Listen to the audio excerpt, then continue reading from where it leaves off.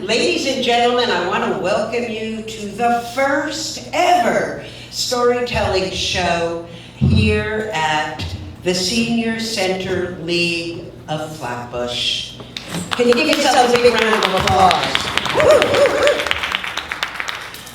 My name is Bady, and I've been meeting with this group of storytellers, and actually there's been about 3 or 4 more. We changed our day, and so some people weren't able to make it today. But we meet and we tell stories. We tell stories about our lives, we tell stories about our kids, stories about our grandkids, stories about our great-grandkids, stories about where we grew up. For a lot of people, it's how did you come to America? Some people have stories that are happy, some people have stories that are sad. Some stories are about marriage, some stories are about being alone. Whatever the story, whatever the theme is, whatever the topic is, we all have stories to tell. We're going to run this a little like a class, and people are going to tell some stories, and then it's like, oh, that reminds me of, and they may have another one. And then you all have been given a raffle ticket. Do you guys know why? Aha! I'm not going to tell you yet. But you are going to get a chance to tell your own story. And then when you tell your own story, okay, now I'm going to tell you, you get a second raffle ticket. And this raffle ticket is kind of cool because the prize, we have 2 prizes actually, and the prizes are $25 gift certificate. We have 2 $25 gift certificates, Visa cards. So you can use it anywhere. So be thinking about the stories. Be thinking about stories as you listen, because storytelling is our oldest art form. It's an art form that masquerades as gossip or talk or, you know, shooting the shit, shooting the breeze, whatever it is. Storytelling, we don't take it seriously because we do it all the time. So what we're trying to do here is elevate it to what it is. The oldest art form that there ever was, from the time we sat around the fire talking, or I always bring food, you sit around the dinner table. So feel free, if you're hungry, to go and get something, as not when somebody's talking, but in between people talking. Just go and, you know, definitely go get something to drink, get some, you know, because storytelling is both a formal art form and a casual one, and we're playing it somewhere in between. First, I think I've got 2 people to introduce to you, one you know and one you don't. I am here through the auspices of the Su Casa program. It is a grant that is given to lucky individuals who go into senior centers to work with their art form. Mine is I am a storyteller. And work with your art form and also teach seniors. And then, of course, you have a show. And luckily for us, we also have a videographer, so we're going to have a video, and we'll be able to see it as a big party. You know, oh, we can see ourselves on the video.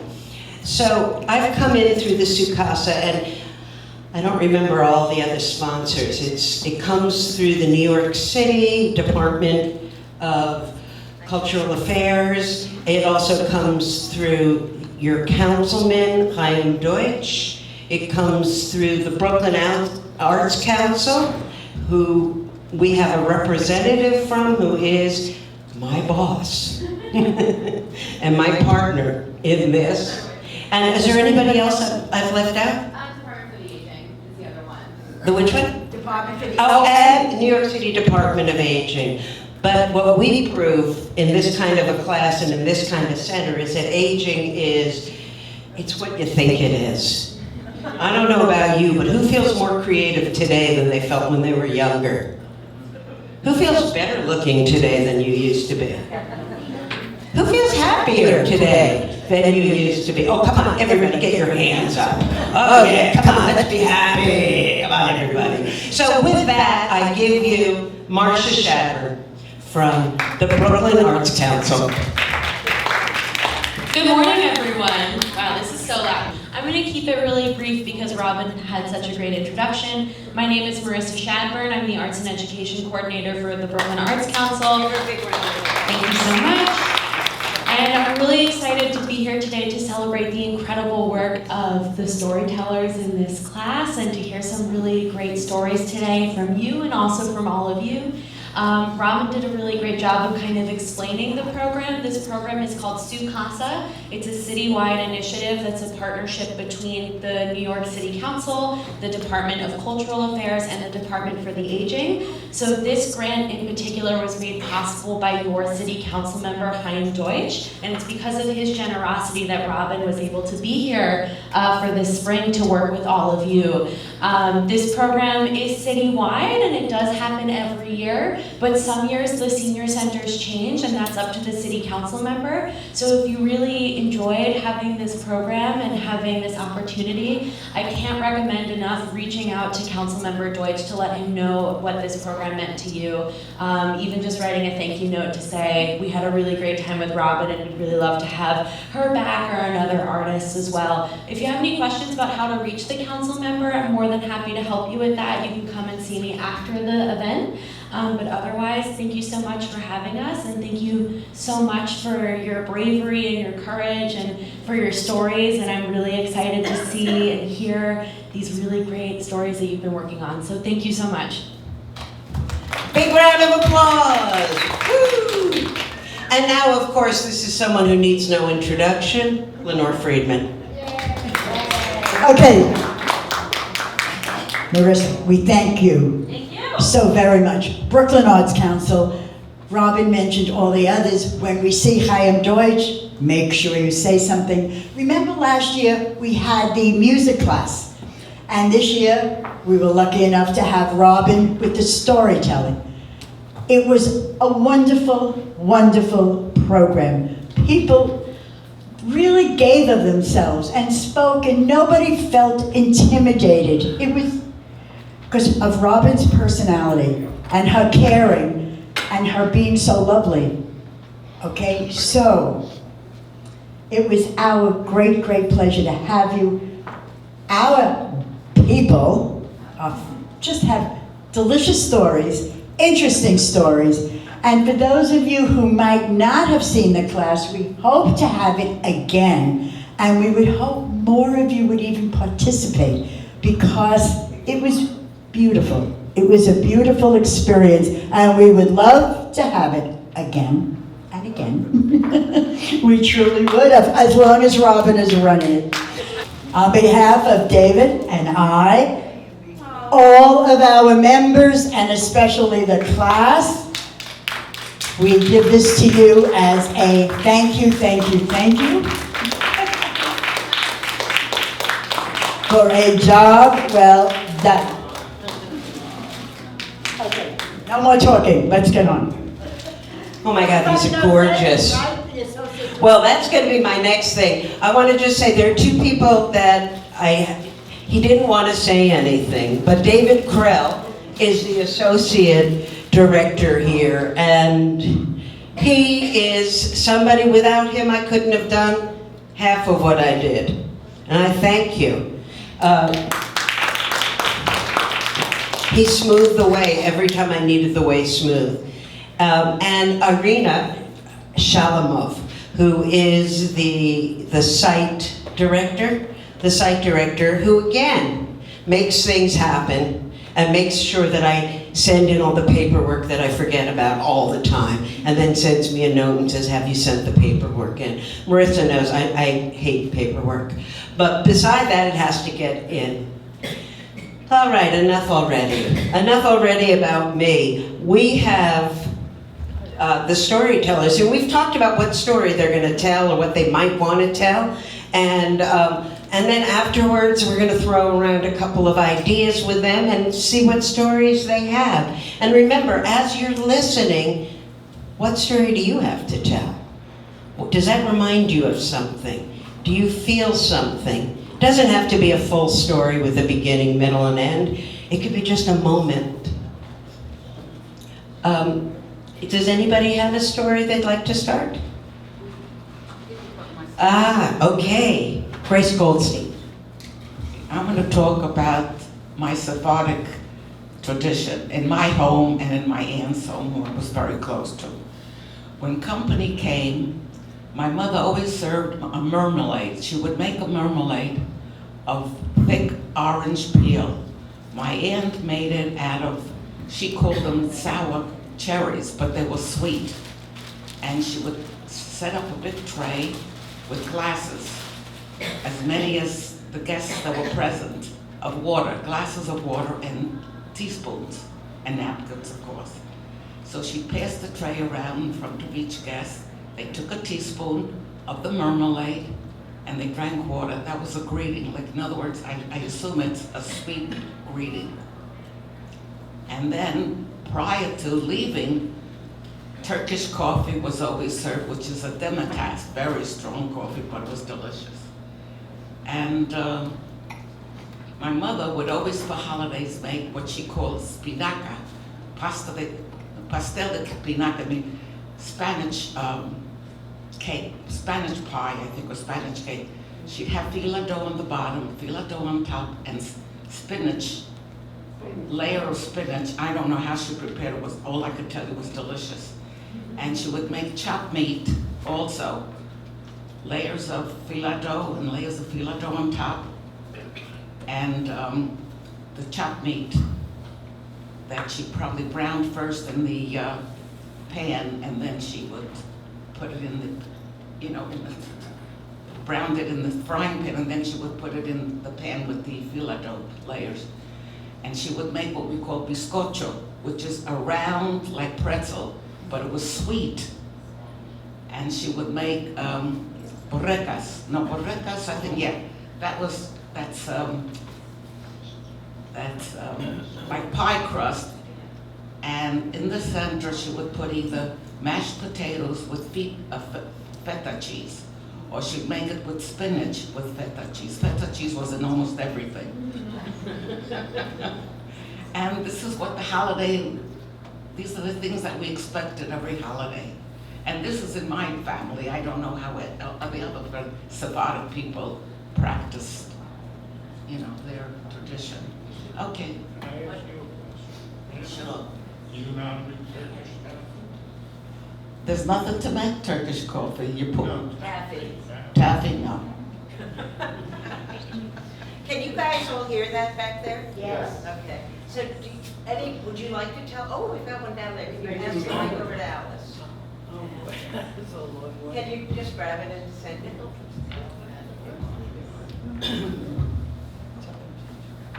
I was just reminiscing about my days in college. I became a school secretary. Oh, but it's loud, Lenore. No, it's fine. Okay. Loud and slow. So what the job entailed was getting 60 credit, or even 90 if you really wanted a better raise. So to do these courses, they were mostly at Kingsborough, but however, there was a teacher who gave us these after-school courses. They were called G Credit, and he was so funny. His courses were like Foods of the North, then he changed it next term, Foods of the South, and this went on, countries in Europe, countries in Asia. It was like the same thing all over again. It was so funny. He took us to the matzah factory and going to eat everywhere, all these restaurants we went to. He ate like anything. The poor thing died of a heart attack. Very, very young from, I think, what he ate. But anyhow, here's the ending of this. You have to sign in for every session you take. So a lot of us couldn't make the sessions, so he put the sign-out sheets all over, and everybody was able to sign for all the weeks they came. Some a little faked. He was so kind. He said, look, you mothers have enough, you women, you have homes, you have children. It's so hard for you, to go to college and take courses. So he made it easy for us. I loved him. His name was I. Stephen Miller. Yeah, and he taught at 209. I don't know if anybody knows that school. So that's the story of that. Now, no, it's not senior league. We have to do the right thing all the time. Oh, should I tell another? Grandson have a story you want to tell? Oh, is he? Now, make sure you talk in the mic and say your name. Tell me your name. Say, I'm saying. I'm Daniel. I'm going to tell a story about two girls that go in the Yeah, you gotta talk in the mic. Maybe he in does. a spooky castle, and I'll go like this. Oh, that's a fairy tale. it's a fairy tale. Go ahead. All right, you can't take a lot of trouble. And and they're going on a walk, and they're going on a walk. Okay. Okay, Thank let's you. give her a big round of Not now. Folks, we have to understand, we have to leave here at 10 after 12. You know, the cook will be ready for you. applause. You can come back and finish it later. Danny, do you have a story first? The room is here, you can have. Oh, this Danny, we go to. Hello? Uh, So which one, for the World War II or Whichever you like. That's Danny Garber. Oh, wait. Okay, this little guy over here, what's your name? What's your name? Okay, Danny, let's go, honey. let's go. He's got his citation. So, small story about Adam. Adam was a miracle boy. He was born in the 8th month in Columbia Hospital in uptown Manhattan. Okay, the mother was bleeding in the 5th month, and then I had to take her for 3 months to the hospital in uptown, like I said, because not a good doctor in Brooklyn for this situation. So December, it was November, December, and January of 4 years ago. December, walks in the room a nice little doctor. He looks at the chart, and he asked my wife if she's Israeli. He was a Jewish doctor, and he told her Hanukkah. It was in December. It's a miracle holiday. So he told her that she's gonna have a Hanukkah miracle. And then a couple months later, this beautiful boy born, and you're looking at things sometimes they very bad, look very bad, but when God want to interfere in your life, you come out a winner. So this is regarding this little boy. I got this story I created it 2 minutes ago. So if we're gonna have more time, we'll give you another story. Okay, Pearl Rubin. Thank you, Danny. That was Alice Kalishman, and now Danny Garber, and now Pearl Rubin. Hi. This is a happy story about my grandfather. For Passover, he would make the gefilte fish and the seder. So he would buy a tremendous carp and take it home and put it in the bathtub to swim and to live. And it would be there until ready to do the honors of, he did the killing, he did everything from scratch. And he made the most delicious gefilte fish and a beautiful seder that we all enjoyed. We had a big family at that time with his children and the grandchildren. And we all enjoyed ourselves tremendously. Thank you. Hi, I'm Mary. Shaken. I would say the cockeye story about how my husband and I met and got married.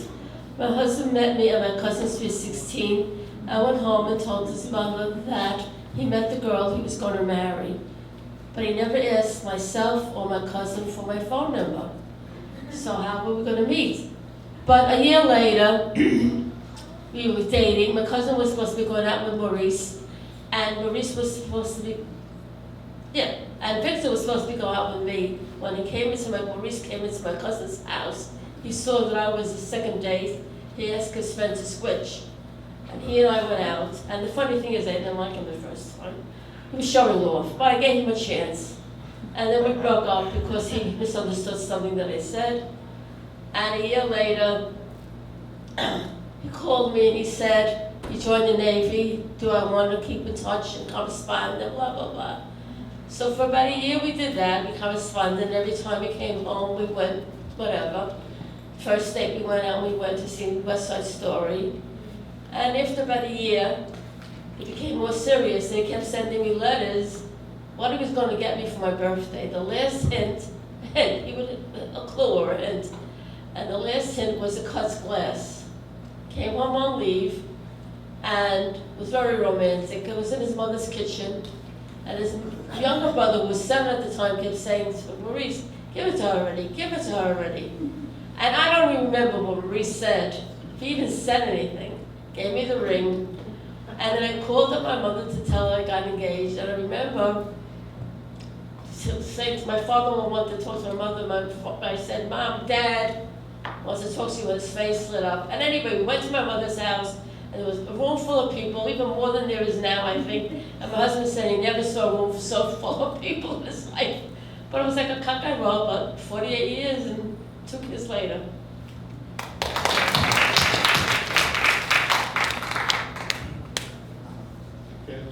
I'm stuck. I'm going to have to speak now. There's so many stories of my family coming to America. My grandparents were children. My parents were born here, yet each generation had a different life, different customs, and different mannerisms, and they all lived in the same house, which is fascinating. And How big was the house? it was a one-bedroom apartment. 8 people were in the house. I'm not finished yet. And there were boarders. And when people came to visit, my uncle and aunts would curse them under their breath because they had to give up their chairs they were sitting on because there was no room to walk around. And people survived, and they went to college, and their clothes were clean, and the sheets were washed, and the clothes were washed in Havana. Who knows what Havana is? That's right. Say it again. Havana. Where was the Havana in the apartment? In the kitchen. And when did you see the Havana in the kitchen? The minute you walked in. So people couldn't take a bath when they wanted to. They had to wait for the safety of nighttime. And the beautiful thing is, everybody loved each other, and every Sunday they came to my grandparents' house until they made money and they can get out of that situation and buy a house or the co-ops on Grand Street, which was started by Hillman and guy with the G, I forgot his name. And what's important there is people improve themselves and their families, and the children had to become doctors or lawyers or Indian chiefs if they weren't an accountant. And accounting during the 30s stood for CPA, which means cleaning, pressing, and alterations. And it's true, because there were no jobs for accountants, because people were unemployed. And I don't know if I'm using this mic correctly. And life went on, and society goes on. And the Jewish population is assimilating into the American society in another 4 or 5 generations. I don't think there'll be any more Jews in America. And at least we won't be killed for being Jews or persecuted. And that's the only thing I see. But I make sure that my grandchildren go to yeshiva so they get a good background in Judaism.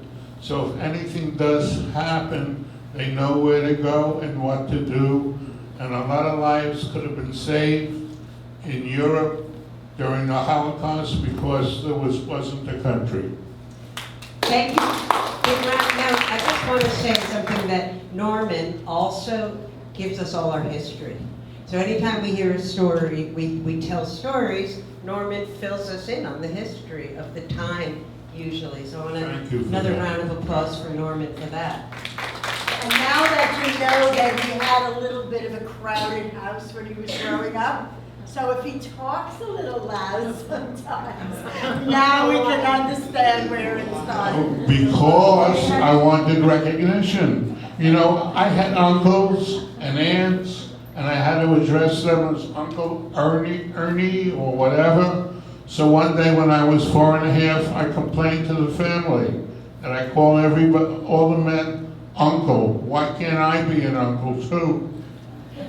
Can we pass on? Thank you. Big round of applause for Norman. Alice, did you have a story, another story you want to? Can we pass that back down to Alice? Can I do the one on my school? Yeah, we're gonna get back to you. Norman's got another one that he practiced on us already. I didn't practice, I mentioned. Just went blank on my story. Oh, I know. This is a school story again, a very short one, but my job was pupil counting. I had to admit the children. So we were getting a lot of Chinese families, and very, very hard for them to understand English and speak it. So when they came, they had, like 3-letter Juan Lee Jones, not Jones, but whatever it was. And it was Christmas time, and I said to them, you know something, maybe you should give the children an English name. They're assimilating into school here, and the children won't know what to call them. So it was Christmas time. I named them Mary and Joseph, a boy and a girl.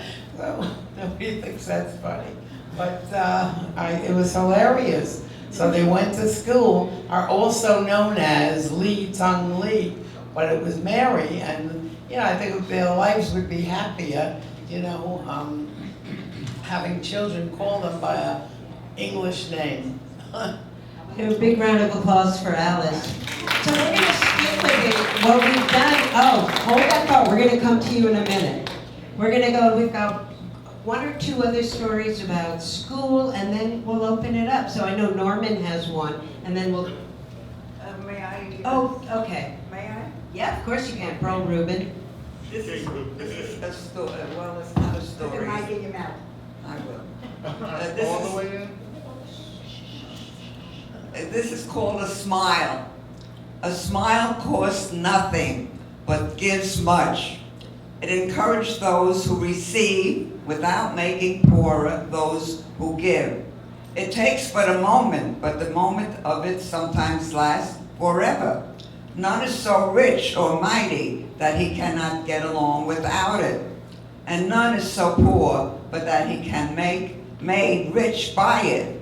A smile creates happiness in the home, fosters goodwill in business, and is the concept of friendship. It brings rest to the weary, cheers to the discouraged, sunshine to the sad, and it is nature's best antidote for trouble. Yet it cannot be bought, begged, borrowed, or stolen, for it is something that is of no value to anyone until it is given away. Some people are too tired to give a smile. Give them one of yours, as none needs a smile so much as he who has no more to give. Hi. Norman, you said your story. Yeah, I have something, not about school, but Norman reminded me of something because the same exact thing happened, or similar, because there was more rooms. There was like 10 people living in one house. I call it now the Walton House, because my grandmother lived with her, about 3 of her children, her granddaughter, all in one house.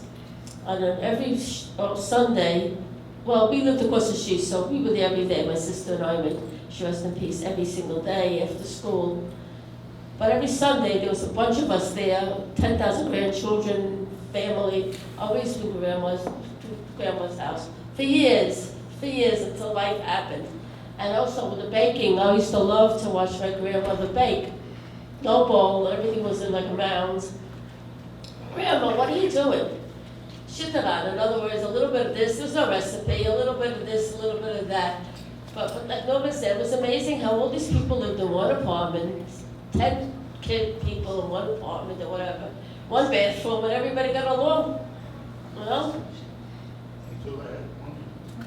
Well, I don't think, we never really had any. Okay, wait, wait, stay. Okay, big round of applause again for Miss Harriet. Norman, you have your school story? Oh, you want to say that for the end? No, you can tell it now. You sure? You're positive? Yes. He's been threatening us with this story. Okay. I attended yeshiva not because I wanted to or to be there, but my parents insisted. And I put that in the back of my mind. As a child, I went to school. School was 6 days a week, from 9 in the morning to 6 o'clock at night, from Monday to Thursday. Friday was from 9 to 1 because of Shabbos. And what happened was I befriended a teacher, I guess in the 4th or 5th grade, and he had asked me, he had told me that I don't belong here, and I said to him, but why? He says, you're not rabbinical material. So I thanked him for that, not knowing. And he said, this way your parents can keep you out of the house. I said, yeah, I understand that, but one thing you don't know that I know is that my parents Sunday morning had sex because there were no children in the house. Round of applause.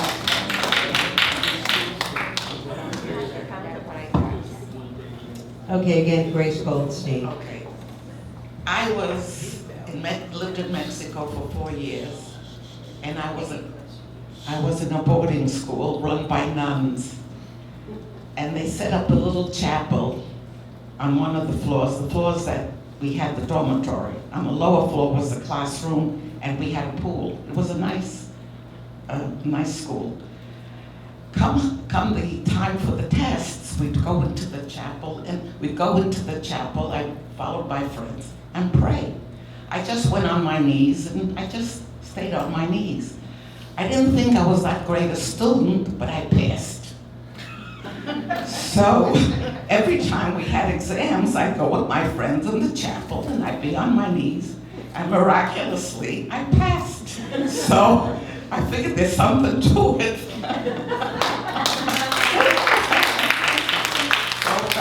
I thought it would be a cute story to tell. Grace, what brought you there?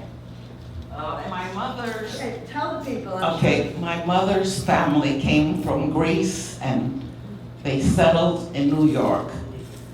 They decided to go to Mexico, but my father didn't want to go to Mexico, so my mother had 3 sisters and 2 brothers. Now she was the 3rd daughter, and in other words, 2 sisters and 2 brothers. So my mother was the only one left behind. So this particular time, when my aunt always come to the United States, encouraged my father to let my mother to go visit her family, he allowed us to go. And that's how we ended up in Mexico. But World War II broke out, and they claimed that there was no transportation for us to return home. So I remained there for 4 years. Oh, wow. Do you know something, Danny? Can we pass it on to Danny? And then I know some people here, who's got some stories in their brains? Okay, so we're gonna go, first we're gonna go and pass it to Danny, and then we're gonna open up to the open mic. Okay, little story you said about 4 years. Remind me my mother's story. They escaped from the Nazis in 1940, 39, 40. So they came to the Austria border. The tenant lived suitcase and the paperwork over here, go to the other side, we'll give it to you back. So they're going to the other side, they get back only the paperwork, no suitcase whatsoever. They had to walk like 300 miles until they settled them in tent. Okay, and 4 years, for being 4 years old, she went to school over there in the miserable cold of Europe. You should know how cold it is. And let's go to the other side, my father, how he met with her. They were sitting in the street, him and his brother, starving, no food whatsoever. The Polish soldiers coming on horses. They asked him if they want to join the army. My uncle went with them on the horse. He asked them, "You're going to give me food?" I say, "Yes." "Cigarette?" "Yes." "Clothes?" "Yes." Okay. He jumped on a horse, became a general in the Polish army. My father was taken by an organization to Iran. Iran, there was 1 year over there. In all the kids that don't have fathers or mothers or family whatsoever. He was like, 10 years old. And from there, they transferred them to Israel.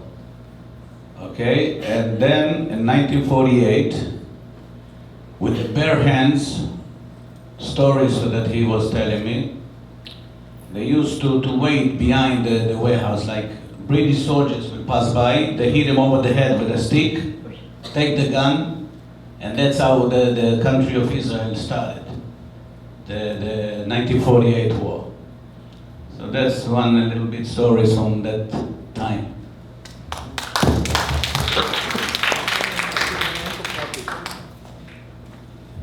Okay, so I saw there were some people who would like to say something. Would you like me to bring the mic to you? And you were going to mention that. Thank you.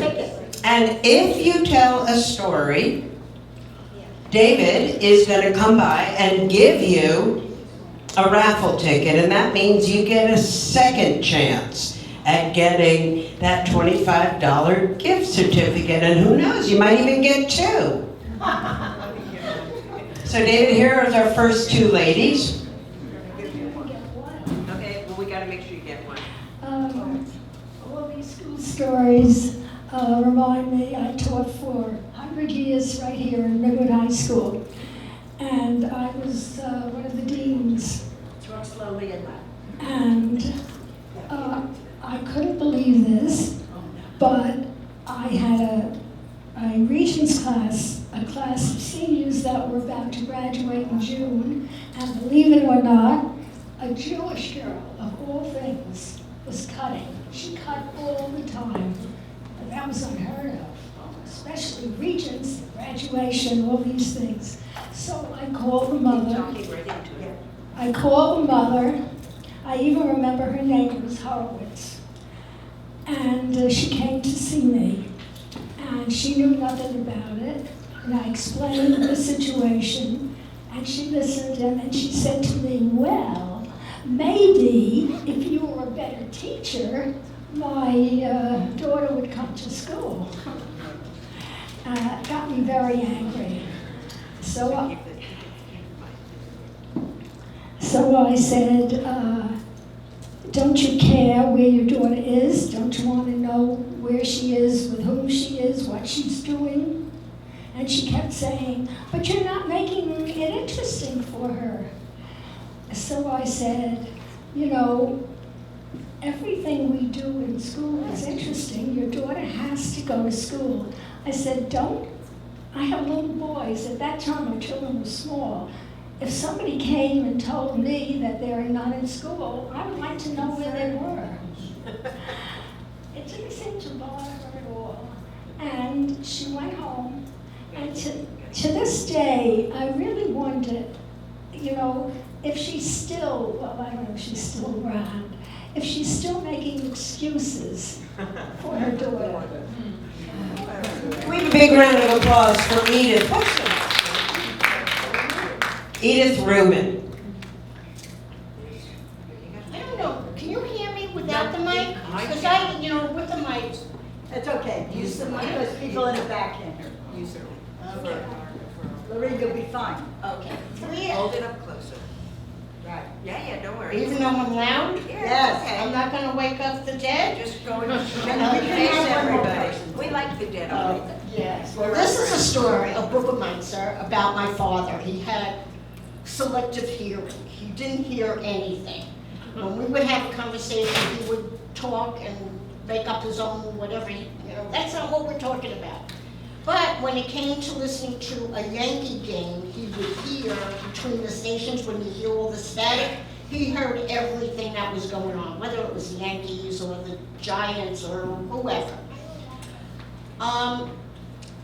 My father had the last few years of his life, it was tough for him, but he was a fighter and always recovered with everything. And last year, he would say to my brother, "What's wrong with me?" I mean, he had a million different things that was wrong with him. So my brother would go, "Well, Dad, you're 87. Oh, okay, you got that. So it was during Rosh Hashanah or Yom Kippur, and my father was in the hospital, and I would be there every day seeing him. My mother wouldn't go during the holiday, and she wouldn't even answer the phone. And this, of course, was in September. He passed in December. He said to me, "Laureen, I think, I'm not too sure, but maybe, I may be becoming an AK." We thought, and I started to laugh hysterically. For those that don't know what an AK is, it's an altar cocker. And those who don't know what an altar cocker is, it's an old fart. So, he never ever thought of himself that way, but when he said it to me, I broke out hysterical laughing. And my father's face got so angry, and he was like furious, and I've never seen him this angry. Ever since I was a little kid and I did something. But my father wasn't an angry person, he was very passive, and I've never seen him this angry, and he wasn't getting over it. And I'm biting my lip, and I go, I have to tell somebody. Who can I tell? Who will understand? So I call my brother up, and my brother is hysterical on the phone that I thought my father was going to hear my brother laughing on the phone. And he goes, "No, put Dad on the phone." I said, "Mark, he's not going to hear you. He's not going to understand what you're saying. You better tell me what you're going to say so I can tell him if he doesn't understand what you're saying."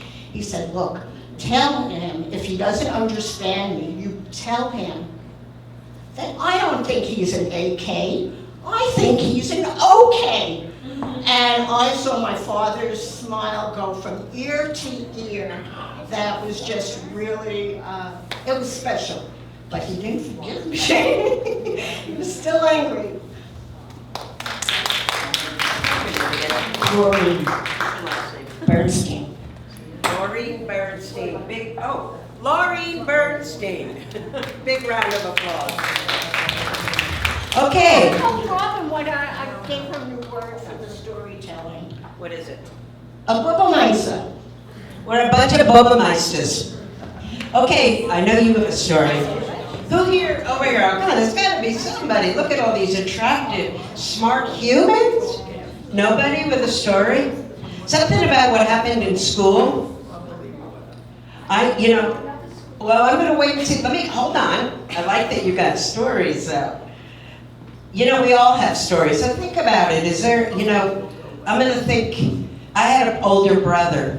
My older brother was, in a Jewish family, if you don't know it, most of us here are Jewish, but if you don't know it, the boy is king. And when I was growing up, my brother was king. And it didn't matter what I did or said, my brother was right. And I'm just not the kind of person who just sort of says, "Oh yeah, you're king." It's like, "Oh yeah, you're king? No, you're not." And so we would argue and fight a lot. A lot. But my brother is special to me because no matter how much we fought, and the worst thing we would call each other was, "You're a baby ship. You're a baby ship. You're a baby ship." Well, one day my best friend Stephanie and I, we were 5 years old, and I lived in a small town, and the hydrant had leaked, and it was the winter time, so there was this whole block of ice. And my best friend Steffi and I got our skates, or what we knew as our skates, the double-bladed skates. We put them on and we skated. And we thought we were like queens of the whole place. To us, this was a big rink or a lake. And all of a sudden, from down the street, these two horrible boys come tearing, and they see us, and they go right toward us, and they go right across the ice, and they break it. And then they look at how upset we look, and they come back again, and they break it. And I started yelling and crying, and Stephanie the same thing. My brother comes out, he looks at what's happened. He's still in his pajamas, it's very early in the morning. He puts on his coat, he puts on his shoes, in whichever order, I don't know. He jumps on his bike and he goes after those boys. And wouldn't you know it, he drags them back and they apologize to us. That's why, even though my brother's a pain in the tush, I love him dearly, because he did anything, he would do anything for me. And even though he's no longer king, we're like finished with all that, but he's still my big bro. Anybody got a family story? I want to see if there's someone who hasn't said anything. Robin, I have a question. Are those his children? What? In a sense, yes. Ruth is his stepdaughter. So, yeah. And they're lovely, lovely people. And that over there is Jan, so that's my brother's stepdaughter and her boyfriend. And they're great. And they're just wonderful. They help set up for you guys. So come on, I want to see another story. I saw you shaking your head. Oh, these stories remind me, every story that I heard reminds me of something that happened to me. For instance, you talked about your parents coming from Europe. We also came from Europe. And we had papers to come to America, but we had a quota number. And our quota was 1,000. My quota, that meant 1,000 people had to leave before me. In the meantime, we lived in Hamburg, Germany. My parents were deported. We were 3 girls, and we went to the orphanage in Hamburg. My 2 younger sisters, one was 7 years old, went with a Kindertransport to England. She never forgot it. 7 years old, didn't speak the language, didn't know the people she was going to. And then friends of that family sponsored my 11-year-old sister, who followed her. And I was left alone in the orphanage. I was about 14, and I thought nobody wanted me. But somebody found a relative from America, found a relative in Glasgow, Scotland, and he sponsored us. So we came from Glasgow to New York. It's amazing, her story. And look at how phenomenal she is. There's so much more to this story. She had us with our mouths open. It used to be Schmidt. My husband's name was Schmidt.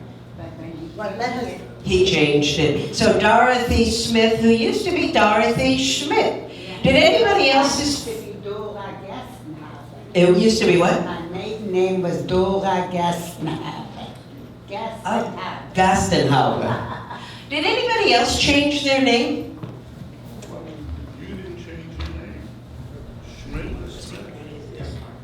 Years ago, coming from going to Ellis Island from foreign countries, Ellis Island changed the names of a lot of people because it wasn't an American custom name. So in Ellis Island, the names were quite often changed to make you Americanized. Did you have an experience like that with your family? I'm just talking to that. My grandparents had that. So what was the name and what was it changed to? We changed to Finkelstein, but I don't know. I know they took the name because it was a very famous rabbi in Europe at that time, so they took the name Finkelstein, but it was very common.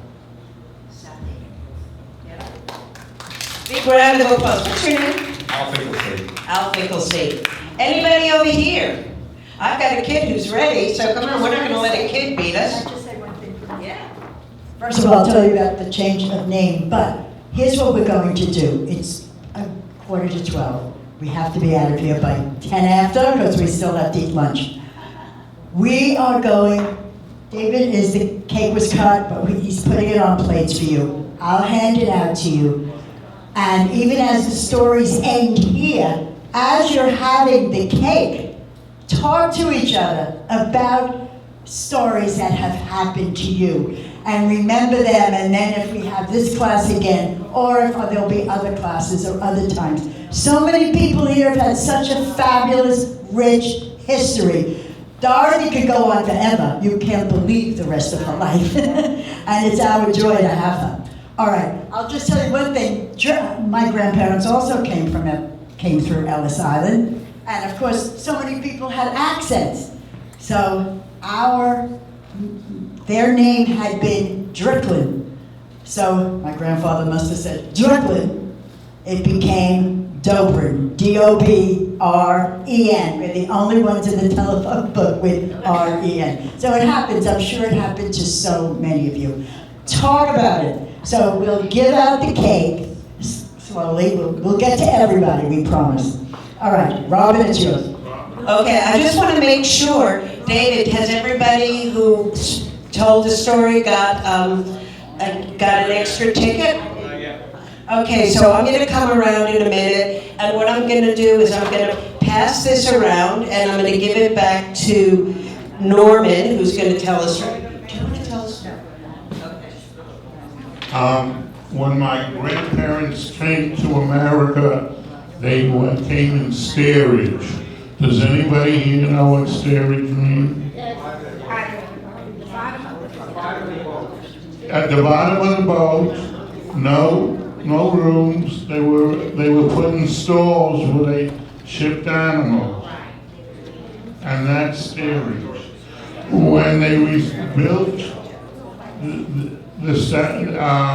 Bellows Island, they made everything into a museum. I had asked my grandmother if she wanted for me to write her name on the walls. It was only $100 to have this done.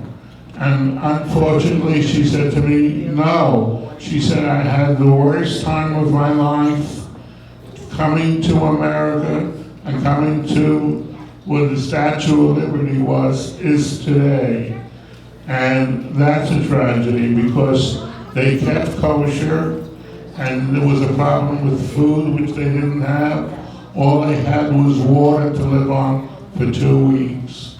And that is a tragedy.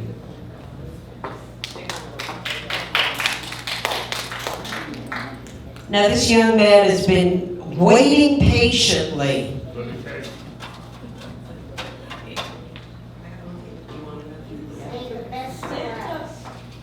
So speak right, you gotta speak into the mic. Then when the girls were stuck, then when they went in there, they got stuck, and after that, they didn't know what to do. There was no Wi-Fi, and they couldn't breathe in there, and they were air conditioned, because their phone didn't work and anything else didn't work in there, and they got stuck in there. So they tried to kick all the wood out of it, but it was hard to kick it because it was brick. They thought brick would work, but it wasn't. And after that, they found walkie-talkie in there, and then they answered it, and after that they answered a man from California, and he had 4 workers to try to get them out, but they had to sail all the way to California to Philadelphia, and after that they had to try, and it was so hard to get them out of there.